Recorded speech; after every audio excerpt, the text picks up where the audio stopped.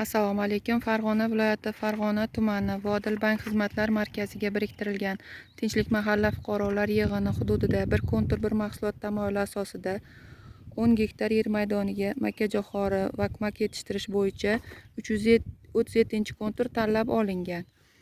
Ushbu tanlab olingan konturda 24 ta dehqon xo'jaliklari biriktirilib, Xalq banki Vodil bank xizmatlar markazi hamkorligida Agrostar Holding Raspberry MChJ bilan birgalikda kooperatsiya tashkil etilgan. Ushbu konturda yetishtirilgan mahsulotlarni sotish va sotib olish shartnomalari imzolangan. Yetishtirilgan mahsulotlarni saqlash va sotish uchun sharoitlar mavjud. Xalq bankiga biriktirilgan 337-konturda makkajo'xori, vakmak ekish va yetishtirish bo'yicha barcha ishlar tashkillangan. Agrotexnik ishlar amalga oshirilgan. Mahsulotlarni yetishtirish uchun sug'orilgan va mineral o'g'itlar bilan oziqlantirilgan.